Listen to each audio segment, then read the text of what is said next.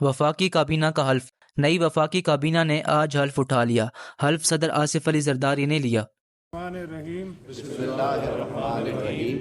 I, Azam Father, do solemnly swear do solemnly swear that I will bear true faith that I will bear true faith and allegiance and to allegiance Pakistan, to Pakistan, and that as that as Federal Minister I will discharge my duties I will discharge my duties and perform my functions and اور دوسری طرف first lady کا درجہ دینے کا فیصلہ۔ صدر آصف علی زرداری نے آصفہ بھٹو کو فرسٹ لیڈی کا درجہ دینے کا فیصلہ سنا دیا۔ آصفہ بھٹو زرداری کو خاتون اول کا باضابطہ پروٹوکول دیا جائے گا۔ یہ عملہ بھی فراہم کیا جاتا ہے۔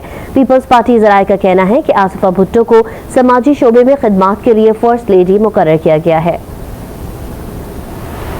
عارف علوی نے دو ٹوک بات سنا دی۔ میرے اوپر غیر آئینی اقدامات کے الزام لگانے والے عدالت جائیں اور آرٹیکل 6 لگتا ہے تو لگائیں، ویلکم کہوں گا۔ ملک نے جس مینڈیٹ کا اظہار کیا اس کی قدر کی جائے، اور ملک جوڑنے کے لیے بڑی بات ہے کہ بانی پی ٹی آئی کو رہائی اور ساتھ ہی ساتھ 9 مئی کے واقعات کی تحقیقات کی جائے، قانون توڑنے والوں کو سزا دی جائے۔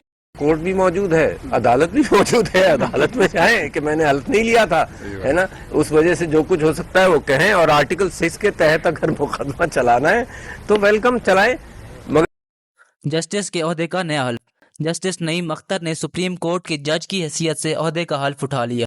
جسٹس نعیم اختر سے عہدے کا حلف چیف جسٹس آف پاکستان قاضی فائز عیسیٰ نے لیا۔ وکلاء برادری، بار کونسل کے نمائندگان اور عدالتی عملے نے شرکت کی۔ ریٹائرڈ جج جسٹس سردار طارق مسعود بھی تقریب میں شریک تھے۔ جسٹس نعیم اختر اخوان کے حلف اٹھانے کے بعد سپریم کورٹ آف پاکستان میں ججز کی تعداد 14 ہو گئی ہے۔ سپریم کورٹ آف پاکستان میں ججز کی کل تعداد 17 ہوتی ہے۔ سپریم کورٹ آف پاکستان نے اب بھی 3 ججز کے عہدے خالی ہیں۔